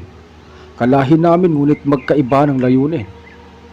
Huling wika ni Lolo Melencio at pamigay sa mga bata. Matapos nun ay nagyakap-yakap kaming tatlo at tila mga pagod na naupo sa upuan na kamuntik ng masira ng dahil sa laban. Maya-maya ay nagsalita si Lolo Melencio. Paano mga kaibigan? Kailangan ko munang umalis sa ngayon. Huwag kayong mag-alala. Narito lamang akong palagi sa inyong paligid. Nagmamatsyag, nagbabantay. At kung sakali man na malagay muli sa panganib ang inyong buhay, maging ang buhay ng mga taga-baryo ay kaagad akong darating. Mahabang pahayag at mamamaalam na wika niya bago bumaling sa akin habang matamis na nakatingin at pagpapatuloy sa pagsasalita. Kaibigan, ingatan mo ang anting-anting na pinagkaloob ko sa iyo, ha? Iyan ang magiging pananggalang ninyo laban sa mga masasamang aswang. Pansamantala habang wala ko sa oras ng panganib. Iyon ang huli niyang sinabi bago tuluyan ng lumabas ng aming bahay at kusang naglaho. Malungkot man ang aming mga mukha sa kanyang pag-alis, ngunit masaya naman ang aming mga puso dahil minsan ay may isang matandang si Lolo Melencio na inakala ni tatay at ng ibang tao na isang kalaban. Ngunit ito pala ang magiging sagot sa pagkamit ng hustisya at katahimikan at kapayapaan sa buong baryo. At dito po natatapos ang ating kwento. Maraming salamat po sa inyong pakikinig. Hanggang sa muli. Anong gusto mo sa akin? Wala akong gusto. Ang gusto ko ay tulungan ka sa isang kondisyon. Teka, anong kondisyon yan? Huwag mo akong ipagkanulo at huwag mo gagamitin sa masama ang biyayang ibibigay ko sa iyo. At higit sa lahat, huwag mo akong kakalimutan kapag umangat ka na. Bago po natin simulan ang buong istorya, huwag niyo pong kalimutan mag-subscribe para lagi po kayong updated sa ating latest uploads. Maraming salamat. Magandang araw po sa inyo, Mr. Narrator. Ako po si Arturo, Tubong Pola Oriental, Mindoro. Matagal ko na pong gustong ibahagi ang kwentong ito na hanggang ngayon ay bumabalik pa rin sa aking alaala, lalo na tuwing gabi kapag tahimik na ang paligid. Hindi ko po ito ginawa para sumikat o magpasikat man lang. Gusto ko lang ikwento ang karanasan ng kababata kong si Romano. Sana po ay inyong mapakinggan. Ano bang silbi ng buhay ko, ha? Wala na sa akin natira. Pati ba naman ikaw, iiwanan mo na ako? Sigaw ni Romano habang hawak-hawak ang isang lumang litrato nila ng dating nobyang si Wenny. Nakaupo siya sa ilalim ng punong mangga sa gilid ng palayan. Basang-basa ng ulan at nanlilimahid sa putik ang kanyang damit. Isang taon ang lumipas mula nang tuluyang magsara ang kanilang maliit na tindahan sa may palengke sa bayan ng Pola. Nabaon siya sa utang matapos sunod-sunod ang pagkakautang ng mga suki niyang hindi na nakabayad at pagkasunog pa ng ilang paninda dahil sa mahinang kuryente. Unti-unting nawala ang lahat sa kanya. Una ang kabuhayan, sumunod ang tiwala sa sarili at sa huli, si Weni, ang kasintahan niya. Sa edad na 31, wala na siyang trabaho, bahay o kapiling. Umalis si Weni at sumama sa isang OFW na taga Batangas. Iniwang siyang wala ni isang sintimo sa bulsa. Diyos ko, kung may awa ka pa sa akin, kunin mo na lang ako. Sambit ni Romano habang naglalakad papunta sa malalim na bahagi ng ilog at tinatawag ng mga taga roon na ilog na Binalbagan. Wala ng direksyon ang kanyang mga paa. Ang tanging nasa isip niya ay tapusin na ang lahat-lahat. Ngunit bago pa man siya makalapit sa gilid ng ilog, may biglang umalingaw-ngaw na boses. Hoy ikaw! Huwag kang magpakalunod! Sayang ang buhay mo! Napalingon si Romano, ngunit wala siyang nakita. Akala niya ay bunga lang iyon ng pagod at gutom. Umiling siya at nagpatuloy sa paghakbang. Aba! Sinabi ko nang huwag ka munang lumusong dyan! Muling sigaw ng tinig, pero sa pagkakataong ito'y mas malapit na. Teka, sino nagsasalita? Napamulagat siya nang makita ang isang nilalang na nakatayo sa ibabaw ng isang batong bilog. Maliit ito, halos hanggang tuhod lang niya ang taas pero suot-suot ang parang kasuotang katulad ng nasa mga dato sa lumang panahon. May sintas na ginto at pulang kapa. Malaki ang kanyang itim na mga mata at singkit ang mga ngiti. Huwag kang matakot! Isa akong duwende! Ako si Lakim! At hindi ako masama! Napalunok si Romano. Gusto niyang tumakbo pero tila may pumipigil sa mga paa niya. Parang nawala ang bigat ng dibdib niya. Pinalitan ng matinding pagtataka at kaba. Teka, bakit mo ako kinakausap? Matagal na kitang pinagmamasdan. Busilak ang puso mo, Romano. Marunong kang magbigay kahit wala ka. Naalala mo pa ba nung binigyan mo ng libreng tinapay ang batang si Eric? Kahit huling piraso na yon ng tindahan mo? Ako yun. Ginamit ko ang anyo ng batang yon para subukan ka. At pasado ka. Paliwanag ng duwende habang naglalakad papalapit sa kanya. Hindi makapaniwala si Romano. Parang panaginip pero totoo. Kahit ang malamig na hamog ay dama niya. Teka, anong gusto mo sa akin? Wala akong gusto. Ang gusto ko ay tulungan ka sa isang kondisyon. Anong kondisyon? Huwag mo akong ipagkanulo. Huwag mong gagamitin sa masama ang biyayang ipagkakalob ko sa'yo. At higit sa lahat, huwag mo akong kakalimutan kapag umangat ka na sa buhay. Napaisip si Romano. Wala na rin naman siyang ibang pagpipilian. Kaya tumango siya at sa simpleng pagtango niyang iyon, nagsimulang magbago ang kanyang kapalaran. Kinabukasan nagising si Romano sa kanyang lumang papag. Akala niya panaginip lang ang lahat. Pero pagmulat ng kanyang mata, may nakita siyang maliliit na supot na gawa sa pinong abaka sa tabi ng kanyang unan. Binuksan niya iyon at laking gulat niya nang makita ang 5 piraso ng gintong baryang luma. Parang mula sa panahon ng Kastila. May kasamang maliliit na papel. Ipagbili mo ito sa tamang panahon. Simula na ito ng pagbangon mo. Kahit nag-aalangan, dinala niya ang mga barya kay Mang Moro, isang matandang albularyo na may kaalaman din sa mga sinaunang bagay. Mang Moro, totoo po ba tong mga to? Tanong niya habang nilalatag ang mga barya. Lalong tumindi ang kuryosidad ni Mang Moro. Anak, patingin nga. Saan mo to nakuha? Ginto to, iho. Hindi basta-basta. May basbas to ng lumang engkanto. Hindi na nagsalita pa si Romano. Sa tulong ni Mang Moro, naibenta niya ang mga barya sa isang kolektor mula sa Rojas City sa halagang hindi niya kailanman inaakalang mahahawakan niya. Mahigit 200,000 piso. Doon nagsimula ang pagbabalik loob ni Romano sa buhay. Binili niya muli ang naiwang lote ng tindahan. Inayos niya ito, binuksang muli at muling lumago. Pero sa likod ng bawat tagumpay, hindi niya kinakalimutan ang paalala ni Lakim na isang duwende. Lumipas ang ilang buwan. Mabilis ang pag-angat ni Romano. Hindi lang basta naibalik ang nawalang tindahan, kundi nakapagpatayo din siya ng maliit na bodega sa gilid ng kanilang palengke. Nakapundar siya ng tricycle na ginagamit sa paghahatid ng mga paninda at kumuha ng 2 tauhang tagapamahala. Si Eric ang dating batang kanyang tinulungan noon at si Wenny. Oo, si Wenny na bumalik at humingi ng tawad matapos malamang muling umaangat itong si Romano. Nung iniwan mo ko, halos ikamatay ko. Malamig na sabi ni Romano habang nakatingin kay Wenny.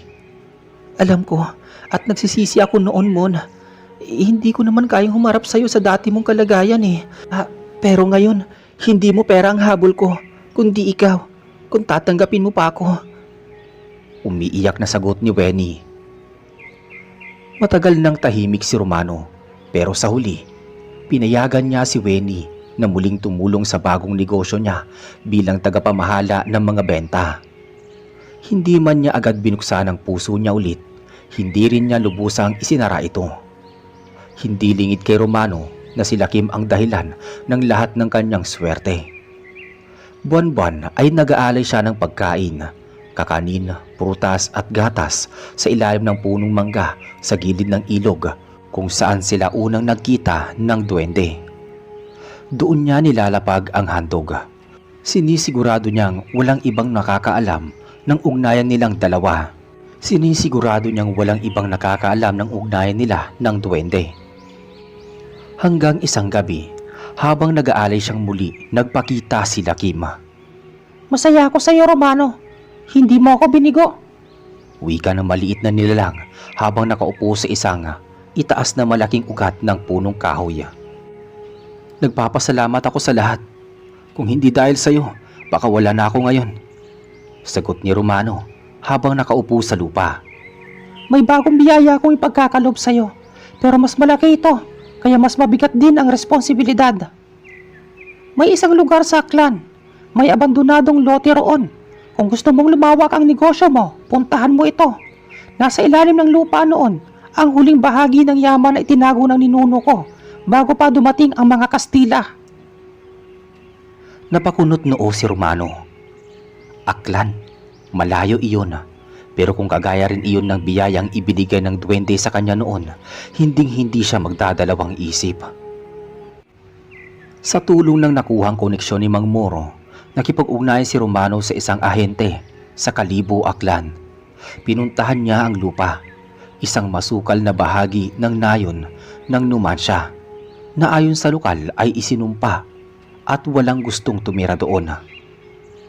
Ay sir, dati raw may namatay dyan na matanda Tas mula noon parang laging may naririnig na boses paggabi. Lahat nagtangkang bumili. Umurong talaga, sabi ng ahente. Pero hindi natinag si Romano. Ibinuyak niya agad ang lote at sinimulan ang paglilinis nito. Si Eric ang kasama niyang pinadala roon para magsimula ng bagong sangay ng tindahan.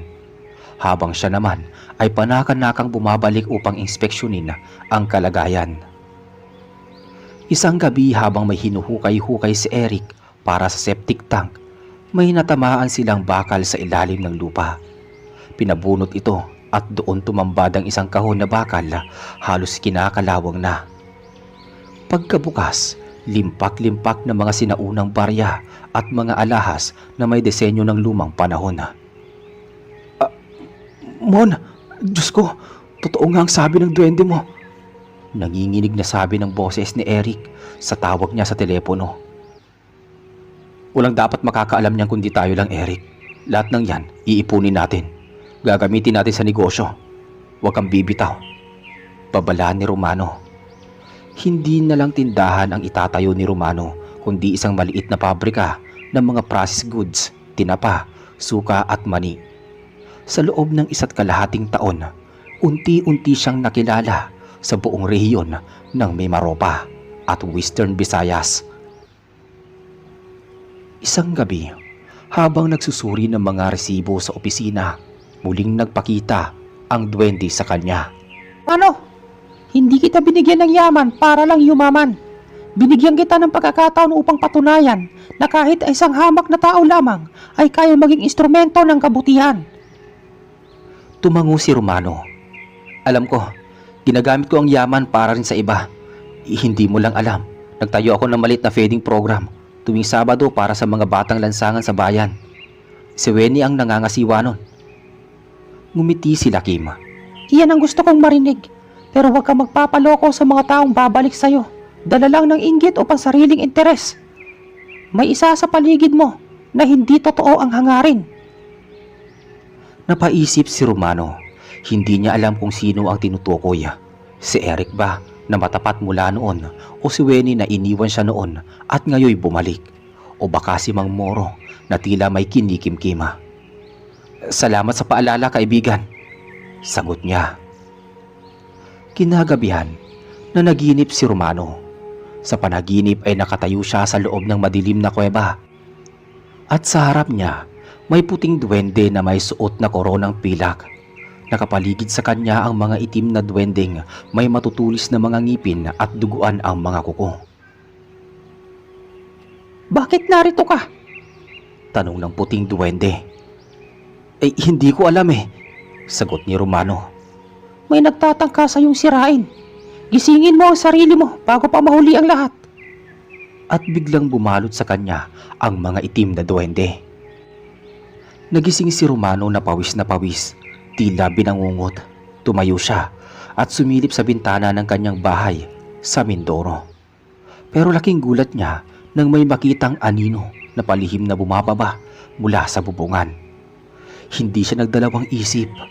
Kinabukasan dumiretso siya kay Mang Moro. Mang Moro, may kakaiba akong panaginip at may nakita akong anino sa may bubungan. Tingin ko may masama siyang plano sa akin.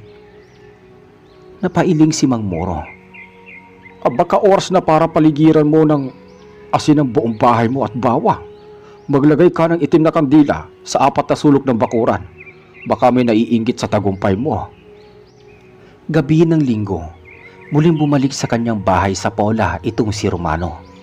Habang tahimik na kumakain ng tinapa at kanin, napansin niyang hindi mapakali si Weni. May problema ba? Umiling si Weni pero di makatingin ng diretso. Wala, pagod lang siguro. Ngunit may kutob si Romano. Mula nang makita ang anino sa bubungan, naging alerto na siya. Sinunod niya ang bili ni Mang Moro. Nilagyan niya ng asin ang paligid ng bahay. Isinabit ang bawang sa may pintuan at nagtayo ng 4 na itim na kandila sa 4 na sulok ng bakuran. Gabi-gabi ginugulo siya ng mga panaginip. Laging naroon ang mga itim na duwendeng may pulang mga mata, laging bumubulong sa dilim. At sa bawat panaginip, may lumalapit na babae at ang mukha nito ay si Weni. Minsan madaling araw, naalimpungatan si Romano sa paggalaw ng tauhan niya sa labas. Eric? Tawag niya. Mon, pasensya ka na. Di ko sinasadyang mag-ingay Kanina pa ako dito sa labas. May nakita kasi akong dumaan dito sa likod ng bahay niyo. Akala ko magnanakaw Sagot ni Eric habang may hawak na gulok. Teka, saan banda? Tanong ni Romano. Doon sa may puno ng nyug, pero bigla rin nawala. Nagkatinginan silang dalawa. Parehong alam na may kakaiba. Kaya kinaumagahan, muling humingi ng tulong si Romano kay Mang Moro. Romano, may nagpapanggap sa paligid mo. Isa siyang alagad ng itim na duwende. Hindi mo siya basta-basta makikilala sa anyo. Pero mabubunyag yan sa pamamagitan ng panalangin. Ano pong dapat kong gawin? Sa kabilugan ng buwan, maglagay ka ng basong itim sa gitna ng hapagkainan. Sa ilalim ng baso, ilagay mo ang litrato ng mga taong madalas mong kasama. Tumitig ka sa tubig habang sinasabi ang dasal na ito.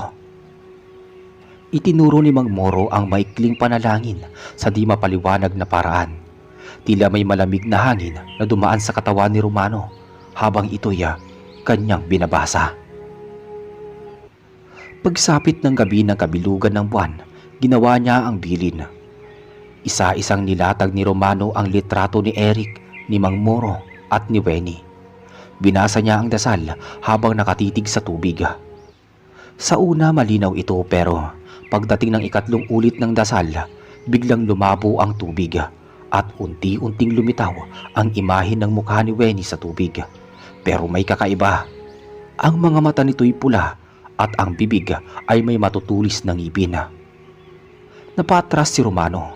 Gumuho ang loob niya. Hindi pwede. Hindi pwedeng si Winnie. Ngunit totoo na ang kinakatakutan niya. Si Wenny, ang babaeng minsan niyang minahal, ang babaeng bumalik sa kanya, ay hindi na pala ganap na tao. Kinabukasan, hindi nagpakita si Wenny. Umabot ng 3 araw at gabi na wala ito sa bahay. Pinuntahan ni Romano si Eric para magtanong. Eric, nakita mo ba si Wenny? Hindi mo eh. Akala ko nasa bahay lang. Bakit, may nangyari ba? Hindi agad nagsalita si Romano. Ayaw niyang isama si Eric sa panganib, kaya siya na lang ang tumuloy sa isang lumang bahay sa tabi ng tabing dagat, kung saan daw pansamantalang tumutuloy itong si Wenny. Habang papalapit siya sa bahay, naramdaman niya agad ang kakaibang lamig sa hangin. Bawat hakbang ay parang lumulubog siya sa putikan kahit tuyot ang lupa. Pagbukas ng pinto, isang puting pusa ang tumakbo palabas. Pagsilip niya sa loob, nakita niya si Wenny. Nakatalikod, nakaupo at tila may binubulong. Wenny? Biglang tumigil sa pagbulong si Wenny at dahan-dahang humarap. Ang mga mata nito'y pulang-pula at ang balat ay tila nangingitim. Alam mo na, Romano, hindi ko sinasadyang mapabilang sa kanila eh. Nang iniwan kita noon, wala na akong mapuntahan. Tinanggap nila ako pero may kapalit. Niloko mo ko. Niloko mo ko. Hindi kita niloko, mahal kita. Minahal kita. Pero mas malakas ang kapangyarihan nila eh. At ngayon, gusto ka nilang mapasakan nila. Gusto ka nilang gamitin para dumami ang kayamanan at kapangyarihan nila. Laking gulat ni Romano nang biglang lumabas sa likod ni Wenny ang isang itim na duwending may mahabang kuko at mga matang nagniningas. Isuko mo ang yaman mo, Romano. Sa amin yan nanggaling. Huwag kang sakim. Bumigat ang hangin sa loob ng bahay. Parang may humahawak sa kanyang dibdib. Hindi siya makagalaw, ngunit biglang sumilay sa likuran ang isang liwanag.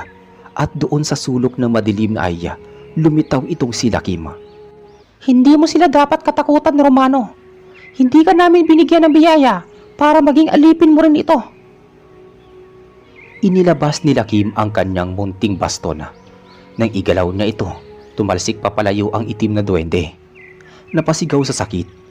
Si Wenny naman ay napaluhod sa gitna at humahagulgol. Ayoko na! Ayoko na! Sigaw niya. Kung totoo pa rin ang puso mo, may pag-asa ka pa. Ngunit kung pinili mong ibenta ang kaluluwa mo, kailangan mong pagbayaran ang kasalanan mo. Sabi ng duwending si Lakim. Lumuhod si Romano. Patawarin mo siya, Lakim. Ako ang dahilan kung bakit siya bumalik. Ako ang nagbukas ng pinto sa kanya. Tahimik ang duwende hanggang sa tuluyang naglaho ang itim na nilalang at ang liwanag ay bumalot sa katawan ni Wenny. Nawala ang pula sa kanyang mga mata at unti-unting bumalik ang dating anyo. Matapos lahat ng nangyari, iniwan ni Romano ang negosyong lumaki sa Aklan at Mindoro. Ipinasa niya ito kay Eric na matagal nang tapat sa kanya. Si Wenny naman ay nanirahan sa isang kumbento sa Capiz upang ipagpatuloy ang kanyang pagbabagong loob. Si Romano, sa tulong ni Lakim, ay nanirahan sa paanan ng bundok sa Dumalag, kung saan nagtayo siya ng munting sakahan. Tahimik, simple, pero malinis ang konsensya. Sa tuwing sasapit ang gabi, naglalagay pa rin siya ng kakanin at prutas sa ilalim ng punong mangga, hindi bilang kapalit, kundi bilang pasasalamat. Hindi pera ang sukatan ng yaman. Ang tunay na yaman ay kung papaano mo ito ginagamit. Sa dumalag kapis na nga piniling manirahan ni Romano, layo sa ingay ng negosyo, politika at tsismis sa bayan. Dito niya muling natagpuan ang katahimikan. Bumili siya ng maliit na lote sa paanan ng bundok at sa tulong ng ilang magsasakang nakilala niya roon, nagtayo siya ng munting kubo at nagtanim ng gulay at prutas. Hindi niya iniwan ang pananalig sa mga itinuturo ni Lakim. Buwan-buwan ay bumibisita si Lakim sa kanyang tahanan. Minsan dala niya babala, minsan payo, minsan ay katahimikan lang. Hindi lahat ng katahimikan ay kaligtasan, Romano. Minsan ay sambit ni Lakim habang sabay nilang pinagmamasdan ang dapit hapon. Anong ibig mo sabihin? Maraming mga mata sa paligid. Ang akala mo sarado na ang pinto. May puwang pa rin para sa kadaliman. Mag-iingat ka. Lumamig ang paligid. Nagsimulang dumalaw ang gabi. Isang hating gabi, habang natutulog si Romano sa loob ng kanyang kubo, nagising siya sa tunog ng yabag. Mahinang kaluskos sa bubungan. Nang tignan niya, wala namang tao. Bumalik siya sa higaan. Ilang minuto pa ang mahinang tunog ng pagkatok sa bintana. Nagtindigan ang balahibo ni Romano. Kinuha niya ang kanyang itak sa ilalim ng banig. Maingat siyang lumapit at dahan-dahang binuksan ang bintana. Walang tao. Paglingon niya sa loob ng bahay, napahinto siya. May puting pusa sa loob. Nakaupo sa ibabaw ng mesa, nakatitig sa kanya at tila hindi kumukurap. Hindi ko bubuksan ang pinto. Tumayo ang pusa, bumaba sa mesa at lumakad papalapit sa kanya. Ngunit sa bawat hakbang nito, unti-unti itong nagbabago. Ang katawan nito'y naging kulay abo, humaba ang mga daliri at ang muka'y unti-unting naging anyo ng isang matandang babae na may mapupulang mga mata. Romano, nandito pa rin kami. At hindi kami titigil hanggat hindi mo ibinabalik ang yaman sa lupa kung saan ito nararapat. Napatras si Romano. Napasigaw siya ng buong lakas. Lakim! Pagsigaw niya ng pangalan ng duwende, biglang may liwanag na tumama mula sa labas. Pumasok si Lakim, may dalang baston at tumalon sa gitna ng kubo. Wala kayong lugar dito. Hindi sa inyo ang taong ito. Umatras ang nilalang, naglaho sa isang iglap, bumalik ang katahimikan. Kinabukasan, habang umiinom ng salabat sa ilalim ng puno, kinausap ni Romano itong si Lakim. Bakit hindi pa rin sila tumitigil? Hindi ba't tinanggihan ko na ang lahat? Ibinalik ko na ang yaman sa tama. Wala na akong hinahangad kundi payapa at simpleng buhay. Tahimik si Lakim. Matagal siyang nakatingin sa kawalan bago nagsalita. Romano, hindi yaman ang habol nila. Ikaw, ang espiritu mo, ang kakayahan mong gumawa ng mabuti kahit nasa ilalim ka ng pagsubok. Ang ganitong uri ng tao, bihira, kaya gusto kanilang kunin at gawin sa kanila. Kumbaga sa halaman, isa kang matabang lupa na gusto nilang taniman ng kasamaan.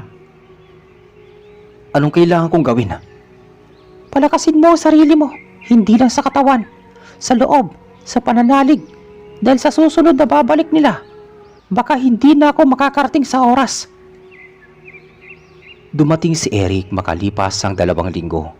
Kasama nito ang ilang lumang kaibigan ni Romano mula sa Pola. Mon, nakiusap akong sumama sila. May mga balitang kumalat. Sabi ng iba, namatay ka na raw. Yung iba naman, sinasabi nilang nasiraan ka na ng bait dahil sa mga duwende. Wika ni Eric. Napangiti si Romano. Buhay pa ako, loko, at mas malinaw ang isip ko ngayon kaysa sa kailanman. Sumama sila kay Romano sa bukid, tumulong sa pagtatanim at paglilinis ng paligid. Sa gabing iyon nagtipon sila sa harap ng kubo at nagsalo-salo sa nilutong adobo ni Eric. Mon, minsan naisip ko ano kaya kung hindi ka tinulungan nila Kim noon. Siguro matagal na akong wala sa mundo. Hindi lang katawan ang nawala sa akin dati, pati puso ko. Pero hindi rin masama ang pagkalugmok kung gagamitin mo ito muli para tumayo. Tahimik silang dalawa habang pinagmamasdan ang mga alitaptap na lumilipad sa dilima. Muling nagpakita sila Kim matapos ang ilang araw. Romano, may huling pagsubok. Isang itim na duwende na matagal ng biyasa sa panlilin lang ang padadalhan sa'yo. Pagaan yung kaibigan, mag-aalok ng kapayapaan, pero layunin niyang sakupin ka sa pamamagitan ng tiwala. Huwag mong basta pagbubuksan. Anong dapat kong gawin? Pagdating ng araw na yon, titigan mo siya sa mata. Kung ang refleksyon niya sa tubig ay walang anino, siya yon. At pag hindi mo siya itinaboy, baka hindi ka na makakabalik sa sarili mo. Tanda iyon ni Romano. Sa loob ng ilang araw, naging tahimik ang paligid. Wala nang ingay sa gabi. Wala ring multo ng kahapon. Ngunit alam niyang darating ang babala ni Kima. Hanggang isang umaga, may kumatok sa kanyang kubo. Maagang umaga, abala si Romano sa pagpapakain ng mga alagang manok nang marinig siyang may kumakatok sa may pinto. Teka, sandali lang! Pagbukas niya ng pinto, bumungad ang isang matandang lalaking may mahabang bigote. Nakabarong Tagalog at may bitbit na supot ng kakanina. Magandang umaga sa iyo, iho. Ako nga pala si Gardo, bagong lipat lang sa paanan ng bundok. Sabi ng mga taga-baryo, ikaw daw ang mabait at mapagkakatiwalaang kapitbahay dito. Inabutan siya nito ng supot. Pasalubong ko, suman at kutsinta. Sana tanggapin mo. Tila wala namang masama, maayos ang kilos, magalang ang boses, ngunit may kumislot sa pakiramdam ni Romano. Naalala niya ang huling bilin nila Kima. Pinapasok niya ang matanda sabay silang naupo sa papag. Tinimplahan niya ito ng salabat. Tahimik silang nagkwentuhan ng ilang minuto. Ngunit sa bawat sagot ni Gardo, tila may kulang. Para bang may tinatago sa likod ng bawat ngiti. May tubig ka ba, iho? Parang natuyan kasi yata ang lalamunan ko. Tumango si Romano at kumuha ng baso ng malamig na tubig. Habang inaaabot niya ito sa matanda, mabilis niyang nilingon ang salamin sa may nakasabit sa dingding. Tumama ang liwanag ng araw sa baso, pero walang refleksyon ng matanda sa tubig. Nanlamig ang buong katawan ni Romano. Hindi niya ipinahalata ang kanyang pagkakabigla. Tahimik siyang bumalik sa upuan at saka dahan-dahang itinulak ang baso papalapit kay Gardo. Uminom na po kayo. Ngunit hindi hinawakan ng matanda ang baso, bagkus gumiti ito ng pilit. Alam mo, Romano, sayang ka. Sayang ang talino mo, ang yaman mo, ang impluwensya mo sa mga tao. Sana'y ginamit mo ang lahat ng yan para sa tunay na kapangyarihan sa amin. Hindi ako kailanman naging sa inyo. Biglang tumayo si Gardo. Ang anyo nito'y unti-unting nagbago. Ang balat ay naging kulay uling, ang mga matay pumula, at ang mga kuko'y humaba. Isang itim na duwende sa anyo ng tao. Nagkamali ka ng pagpili, Romano! Sigaw ng nilalang matapos magpalit ng anyo. Tumayo si Romano. Kinuha ang asin na nakatago sa ilalim ng mesa at sabay inihagi sa nilalang. Ayoko ng kapangyarihan, may kasamang kadiliman. Napahiyaw sa sakitang duwende. Nagsimulang umusok ang balat nito at saka naglaho sa isang alingas-ngas ng hangin. Gabi na nang bumalik sila Kim sa kanyang kubo. Tahimik itong naupo sa upuang kawayan habang si Romano ay tahimik na nagbubuhos ng tubig sa apoy. Matapang ka, Romano. Ikinararangal kita. Sabi nila Kima. Hindi ko kakayanin kung wala ka. Hindi totoo yan. Sa simula pa lang, ikaw na ang may kakayahan. Ako lang ang naging gabay mo. Pero ang mga desisyon, lahat ng yon, ikaw ang pumili. Tahimik lang silang pareho hanggang sa nagsalita muli ang duwende. Panahon na para ako'y magpaalam. Anong ibig mo sabihin? Ang tungkulin ko sa iyo ay tapos na. Malaya ka na sa mga pagsubok. Hindi ibig sabihin na wala ng panganib. Pero ngayon, Alam mo na ang tama sa mali. Alam mo na ang halaga ng yaman at ang kapalit nito. Tumayo si Lakima, lumapit kay Romano at iniabot ang isang maliit na supot. Ano to? Binhi yan. Itanim mo sa likod ng bahay mo. Sa tuwing kailangan mo ng gabay, doon ka lamang humarap. At sa huling pagkakataon, ngumiti si Lakim. Unti-unti siyang naglaho sa liwanag ng buwan, kasabay ng pagaspas ng malamig na hangin. Kinabukasan, itinanim ni Romano ang binhi sa lupa sa likod ng kanyang kubo. Araw-araw na itong dinidiligan. Sa paglipas ng mga linggo, tumubo ito. Isang maliit na puno nga may daong hugis bituin at amoy ng kampupot. Sa tuwing may bumabagabag sa kanyang damdamin, nauupo siya sa ilalim ng punong iyon.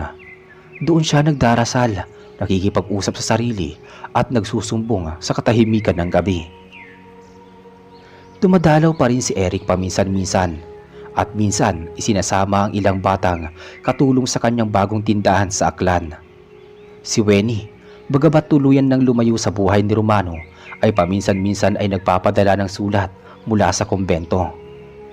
Wala nang galit si Romano sa kanyang puso. Napalitan na ito ng pasasalamat sapagkat mula sa lahat ng sakit, natutunan niyang muling maniwala sa kanyang sarili. Lumipas ang 3 taon. Si Romano ay kilala na sa kanilang lalawigan, hindi bilang isang negosyanteng mayaman, kundi bilang isang simpleng magsasakang nagbibigay ng libreng bigas tuwing pista. Nagtuturo sa mga bata ng pagsasaka at tagapayo ng mga kabataan. May mga nagsasabing kakaiba pa rin ang kanyang kilos, na tila laging may kinakausap sa ilalim ng puno. May ilan na nagtatangkang lapitan ng puno pero palagi may humaharang na malamig na hangin. Sa tuwing tinatanong si Romano kung saan galing ang kanyang talino sa pamumuhay at pagharap sa pagsubok, palagi niyang sagot ay ganito: may kaibigan lang ako nagturo kung paano maniwala sa aking sarili at sa kabutihan syempre. Isang dapit hapon, habang nakaupo si Romano sa ilalim ng punong itinubo mula sa binhing iniwan ni Lakim, napansin niyang may batang lalaki na nakatayo sa may bakod. Marumi ang damit nito, may hawak na supot ng nyog at nag-aalangan kung lalapit ba o hindi. Halika rito, iho. Gusto mo bang kumain? Mainit pa. Dahan-dahang lumapit ang bata at naupo sa tabi niya. Tahimik itong kumakain nang matapos nagpasalamat at ibinigay kay Romano ang nyog. Pasalubong ko po yan. Salamat po sa pagkain. Ngumiti si Romano. May nakita siya sa mga mata ng bata, tila kabutihang pilit na bumabangon sa gitna ng kahirapan. Katulad niya noon. Makalipas ang ilang minuto na wala ang bata sa paningin niya, parang usok lang na naglaho sa hangin. Muling dumapo sa alaala ni Romano ang mga taon sa kanyang pagbagsak, pakikibaka at muling pag-angat. Lahat ng iyon ay pinanday hindi dahil lamang sa swerte, kundi ng mga desisyong ginawa niya sa harap ng tukso, pagsubok at takot. Hindi yumaman si Romano sa paraang inaasam ng marami. Hindi siya nagkaroon ng mansyon, mamahaling sasakyan o titulo sa pangalan. Ngunit ang yaman na tinamasa niya ay ang kapayapaan sa gabi, ang paggalang ng mga tao sa kanyang paligid at ang alaala ng isang duwending nagtiwala sa kanyang pagkatao. Ang kanyang kwento ay patunay na ang tunay na kayamanan ay hindi lamang nasusukat sa dami ng ginto o pera. Ito ay nakikita sa kakayahang mananatiling tapat sa sarili, sa pagyakap sa kabutihan at sa paninindigan sa tama kahit maraming tukso. Ang kwento ni Romano ay nagtuturo sa atin na ang kahirapan ay hindi katapusan ng lahat. Sa likod ng bawat pagsubok, may pagkakataong bumangon kung hindi mawawala ang pananalig, kabutihan at malasakit sa kapwa. Hindi lahat ng alok ay dapat tanggapin, lalo na kung ito ay may kapalit na ikasisira ng kaluluwa. Ang tunay na yaman ay pagkakaroon ng malinis na puso at mapayapang kalooban. Sa mundong puno ng tukso at inggit, ang pinakamahalagang kayamanan ay ang pagkataong hindi nabibili. ng ginto. Maraming salamat po sa inyong pakikinig. Kita-kits tayo sa susunod na kwento.